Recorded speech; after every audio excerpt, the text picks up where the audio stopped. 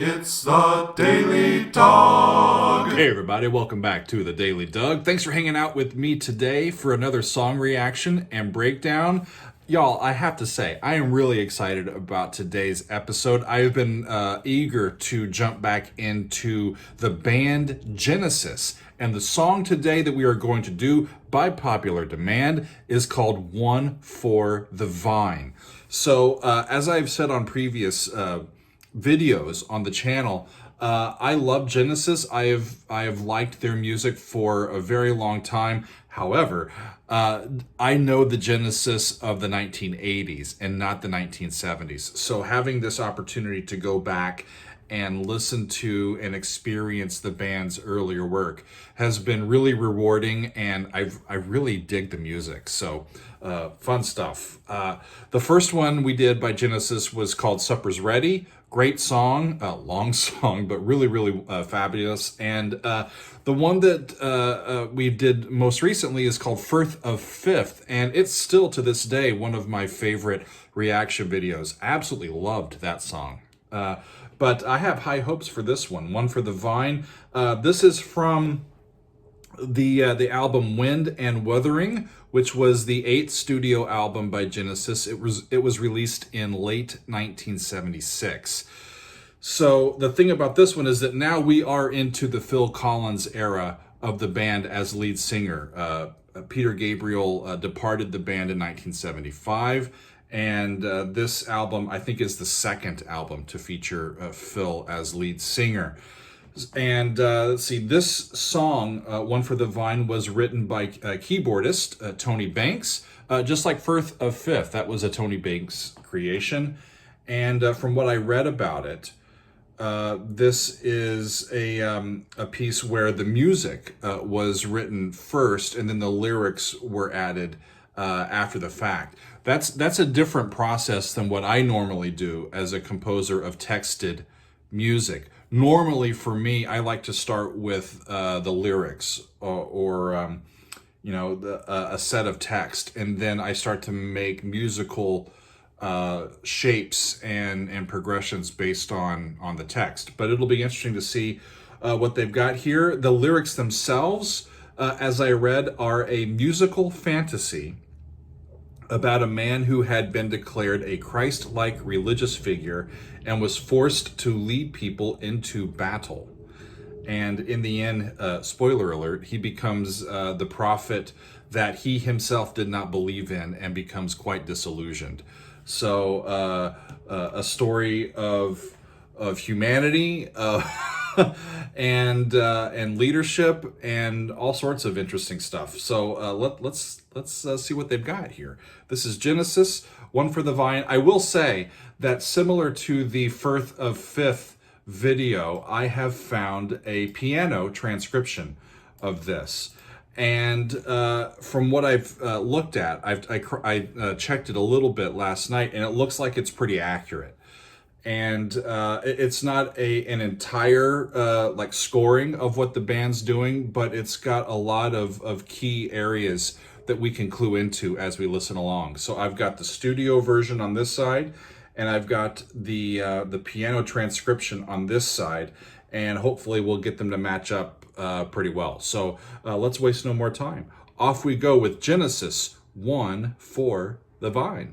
Here we go.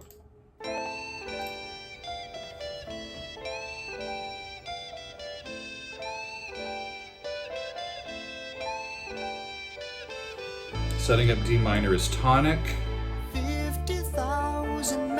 they break it down right away. His claim was phrased quite simply, though he never voiced it loud. I am he, the chosen one. Cool. In his name they could slaughter, for his name they could die. For many there were. The E flat in this chord breaks down D, and it leads us to a different area, right? And it sets up this G flat to resolve down to F as if it's the dominant of a key. And then they give you C. It's totally cool. Really open and warm. A misplaced footfall made him stray from the path prepared for him. Off of the mountain, onto the wilderness of our Awesome. What a great cadence. This unexpected Repeat. vision Down here. made him stand and shake with fear. But nothing was as fright compared with those who saw him appear. Great chord. 1 into 2 into 3 into 4 and 5 into 2. Simple were the folk who lived upon this frozen way. So not surprising was their thought, this is he, God's chosen one who's come to save us from all our oppressors. We shall be kings on this world. We shall be kings of this world.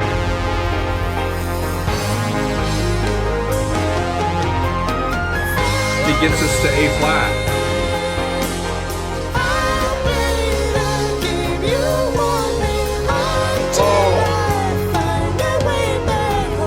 Great chord.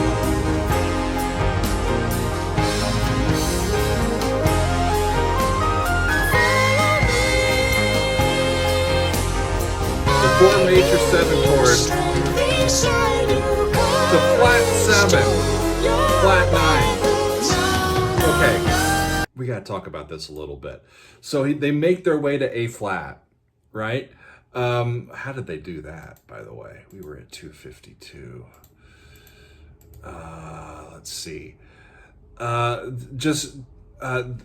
This, right? So we're down, and he's kind of hinting at, one, we don't really know what key we're in, because everything is sort of, once it lands, it's landing in inversions, or it's landing in sort of polychords or bichords, right? You've got, a B flat major 7 over F. So the root of the chord, or what you're hearing in the bass, is a little disassociated from what you're hearing in the rest of the piece, and it just sort of makes it a little bit more complicated, and the color is a little bit more interesting as they get voiced together. But the cool thing is, now that he's got this sort of set up as F, we're going down the F minor scale with E flat in the bass and D flat down here, and we set up D flat as flat 6 in F. And I think they should have called this a D flat chord, right? Instead of a C sharp chord. It sets up that D flat as the 4th note of the A flat scale, and it resolves to A flat over in this area. And really fun stuff. And then this thing over here, now that we're in A flat, he lands on that D flat major 7 as the 4 major 7 chord. The 4 major 7 is one of my favorite chords of all time. And the cool thing is, if you'll notice this pattern, D, da, da, bum, B, da, dum, is like exactly the same in these two measures, ya, D, da, except F flat instead of F natural.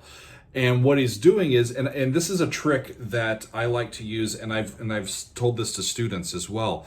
We've got this really nice, rich chord up here.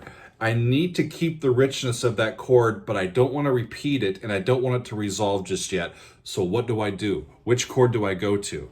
And I always tell them, if you drop the 5th or drop the 3rd, you can add a little bit more layered context to that, right? And so that's what he's done here. This D flat major 7 chord, if you look at the right hand, it's mostly the same. The only difference is that little F natural, right? Turns to F flat in this chord. He could have kept it as an F natural, and it would have been a very wonderful chord. Adding the F flat gives it a little bit of melancholy or sort of sentimentality to it. But that's a great way. You take this D flat, drop the 5th, and keep the right hand the same, and it just opens up that harmony. Really neat stuff. It looks like this little bit is a little transitional material into the next stuff. Off we go.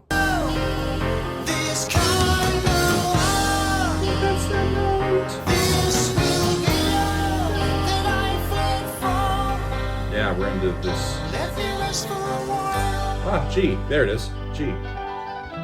Let me rest for a while. And it's a plagal cadence from a C minor chord to a G major chord. Cool.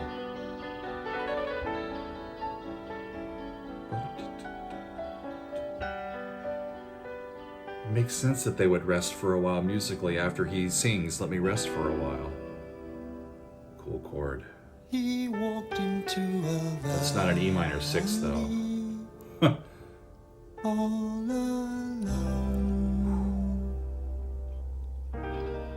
Turns to minor. He talked with water and then with the vine. And the cadence in F. Wonderful.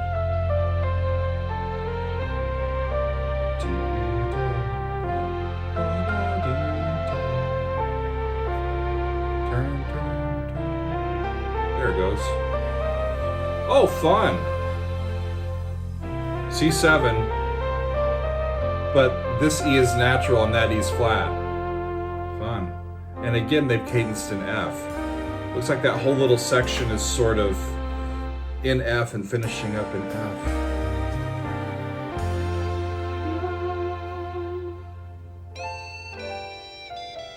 And that comes back.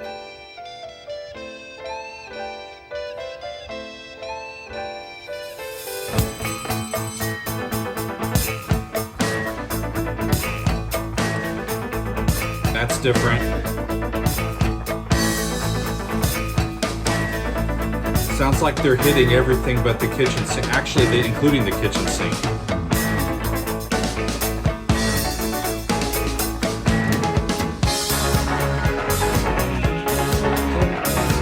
That sets up C sharp as dominant. So it's dominant sound. But it moves to F minor there.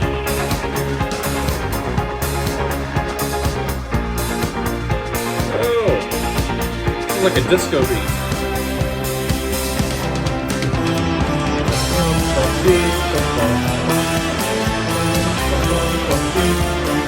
Wow, that's a tricky 7/8 rhythm.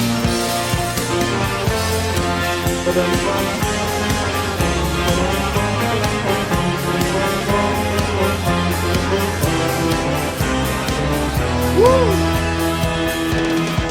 Chromatic third relationship to an E chord, and then a repeat of this section. This section's in C, but you wouldn't know it. Flip into modal mixture, one to flats. Actually, I think it's an F. That C was set up as like a dominant, but it sounded like tonic for a second.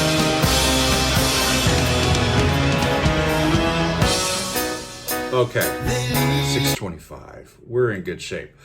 Okay, how did they get here? How did they get here? I want to back up a little bit. We're in this area. This is the area just before we stopped, and the key signature is 1 flat. It doesn't really mean much because he's adding a whole bunch of stuff in.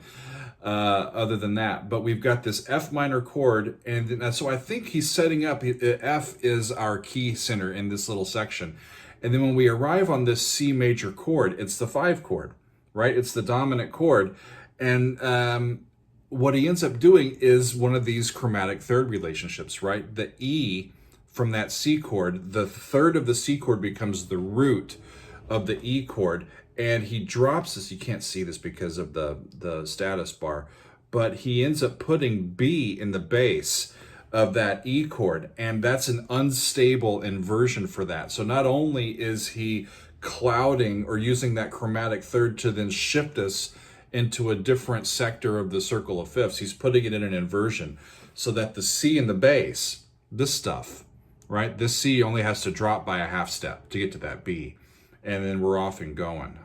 Let's see, and then that ends up, and we're still in yeah, and he changes the key signature here, and it'll make it seem like we're in B. Cool stuff. Off we go. No choice. I must leave them to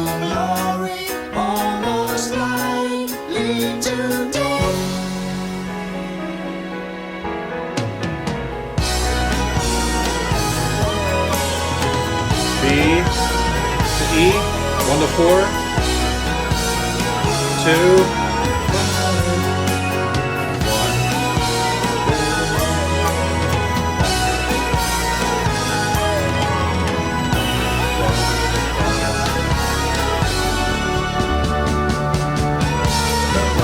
Oh, cool.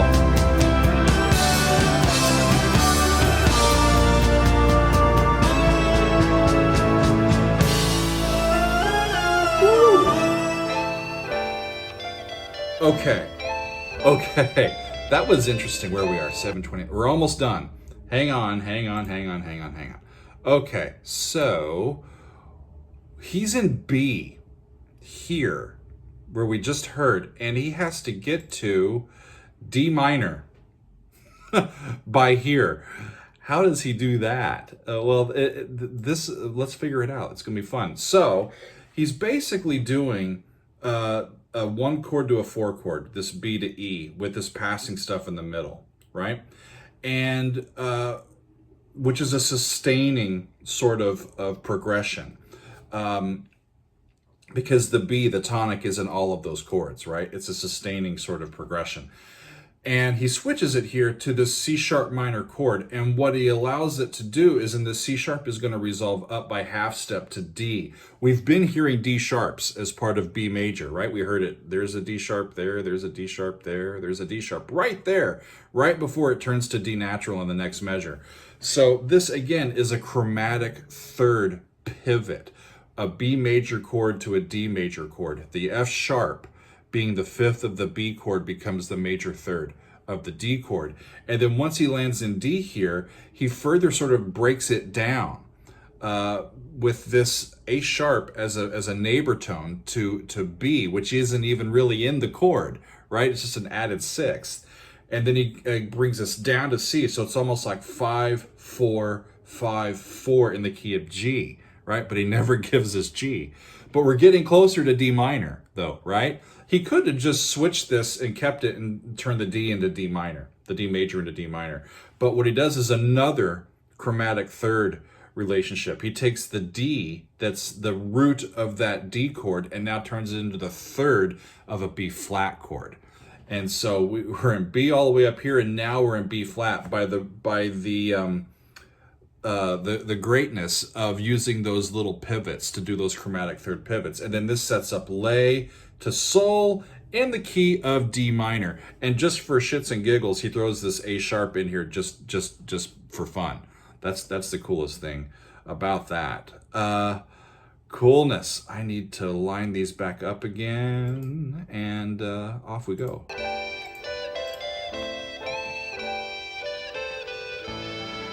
Looks like beginning again. Travel across the plateau of ice up to its edge. Then they crossed a mountain range and saw the final plain.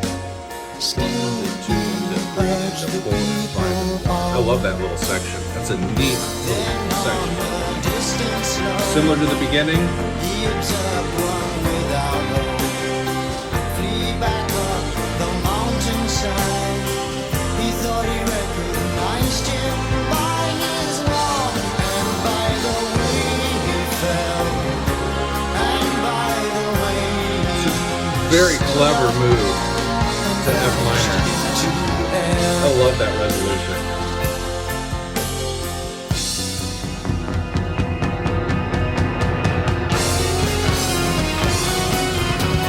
Play that 3 times. What is he doing? Is he setting up F as lay? Or sol? Yeah!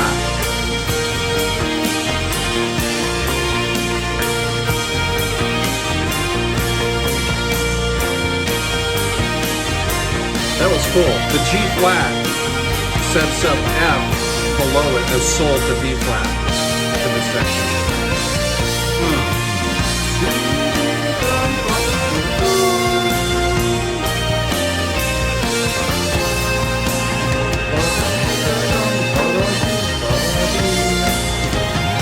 All of this over a B flat pedal. It's gonna move somewhere.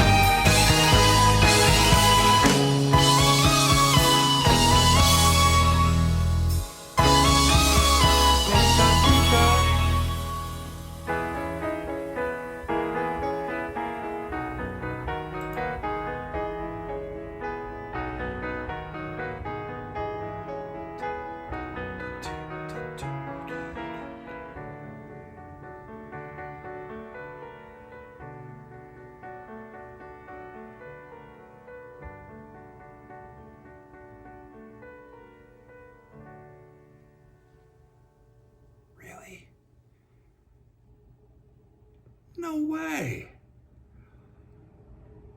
What a cool ending. Hang on a second. Okay. Wow. Actually, cool. Really, really cool. Isn't that a wonderful piece? I loved it. I want to look at this last little bit again, because what? The endings of these pieces, the way that they're choosing to end these are so interesting. We're in B flat, right? And we've got this set up, and he starts breaking it down by using notes that are both in B flat major and B flat minor, right? And there's the subtonic chord over here. The A flat, we've been hearing it, and normally in B flat major, the A is natural, right? But you use subtonic A flat, or the A flat from B flat's minor key, right? And now we've got A flats in the mix, and we've been hearing him there, we've been hearing him there, and it's an A flat major chord over the top of all of that. But what happens is the A flat turns into a minor chord, right? And we start calling it G sharp, and immediately with that flip, we're into sharps instead of flats. And we're able to then use that motion from just the G, just up by half step to G sharp, and that gets us into these sharps back into B major, right? It's a really interesting way to move from B flat to B. And you think he's done. This comes back from earlier, 1 to 4, 1 to 4, 1 to the C sharp. And then just like before, when he flipped into D, he did the same thing. And then he just ends the piece in D, even though he didn't even change the key signature, or the person that did the transcription didn't change the key signature, but it ends in D. Which is interesting because it starts in D. That ritornello, that little B D da dee da dum B D, that little section that returns a couple of times, is in D minor. By the way, that's like the only section that repeats. All of these other musical interludes are completely on their own. They happen and then they never come back. None of that material is ever regurgitated or expounded upon. And that's an interesting choice for this piece. But I think it works with the lyrics, because we're on a journey. This is a journey of how people are led by leaders, and how leaders are affected emotionally by being put in charge of people. I love this little some of these lyrics in here. Where did I want to go? Yes. Follow me. I'll play the game you want me to do until I find a way back home. Simple were the folk who lived upon this frozen wave, so not surprising was their thought. This is he, God's chosen one, who's come to save us from all our oppressors. We shall be kings of this world, right? People are eager for leadership, for vision, and the people, it seems, the people that would be the best leaders are typically not the people that seek out leadership, right? Because the people that tend to seek out leadership want to be the ones to assert power and take advantage. And the people that are servants tend to be, the best leaders if they can just muster or find a way to enter that leadership role. At the end, they traveled across the plateau of ice up to its edge. Then they crossed a mountain range and saw the final plain. Still, he urged the people on, right? Then on a distant slope, he observed one without hope flee back up the mountainside. He thought he recognized him by his walk, and by the way he fell, and by the way he stood up and vanished into air. If y'all can help me with what they're talking about here, I would greatly appreciate it. As I said at the beginning, I think it's this fantasy, sort of Christ-like story of someone who's been put in charge of leading people, and then he does, but he's disillusioned by his own rhetoric, it seems. Fascinating. Help me out. Let me know what I missed in that, because the lyrics were something that kind of slipped past me a little bit. But because I was too busy enjoying all of those crazy notes and the wonderful sounds of the band. That was, ladies and gentlemen, One for the Vine by Genesis. An instant favorite. Really, really great stuff. It was so fun to hear what a 1976 version of Phil Collins' voice sounds like. Wonderful, wonderful, wonderful. Thank y'all for continuing to support the channel, for suggesting these songs and these bands for me. It's great for my own journey and for the journey of all of those that are following along as we listen and lift up some really great music that we have the ability to listen to. So wonderful stuff. Thanks for being with me today, and we will see you next time on another edition of the Daily Doug.